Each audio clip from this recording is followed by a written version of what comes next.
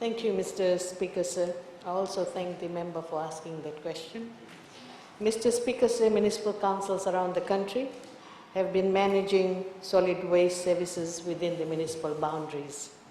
In August 2018, the municipal councils were given the responsibility of managing solid waste in their respective extended areas, which were previously managed by the rural local authorities. The councils are currently serving 160 settlements and villages in their respective extended boundaries. Mr. Speaker, sir, for Tavua, Rekireki, Nendi, Singatoka, and Lotoka settlements, the waste is collected from house to house.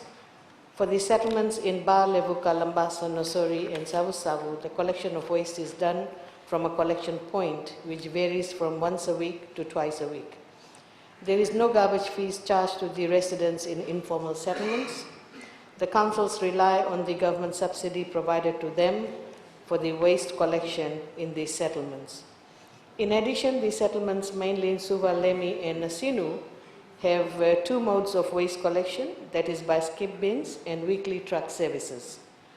Mr. Speaker, sir, there are some peri-urban districts, informal settlements, and villages that pay money to private companies or to individuals that collect household rubbish. The Ministry of Local Government provides necessary financial support to the municipal councils through government subsidies to assist in solid waste collection services. This includes introduction of the solid waste management subsidy scheme since 2017-2018 financial year, allocating 350,000 and increasing to the funding of 1.5 million in 2018-2019, 3 million in 2019-2020 budget, and 2.5 in the current financial year. The provision of skip bin services in these informal settlement areas where garbage trucks do not have proper access have been provided. Grants to municipal councils for the purchase of open and compacted trucks over the last 5 years have also increased. The total investment for these trucks has been $2.8 million.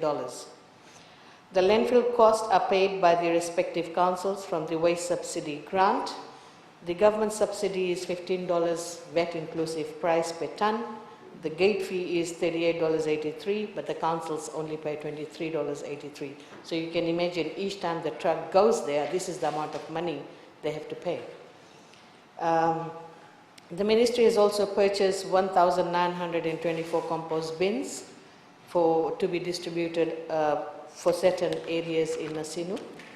Mr. Speaker, sir, in strengthening waste management collection services across the country, Japanese Technical Cooperation Agencies, that is JICA, has been instrumental in providing technical and financial support to all municipal council in awareness raising and also providing money in the sum of 1.2 million in the purchasing of garbage trucks.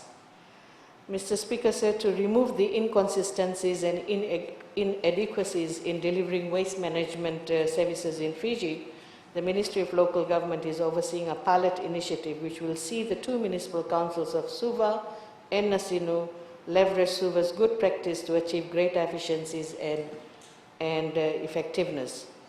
Mr. Speaker, sir, under Section 88 of the Local Government Act, shared services in partnership can be developed between two councils. The work is in progress, and we would like to see that the Greater Suva Waste Collection Services is set up between Suva, Nasinu, and Nosori, including Lemi, as we move on with Suva and Nasinu partnership. Thank you, Mr. Speaker, sir.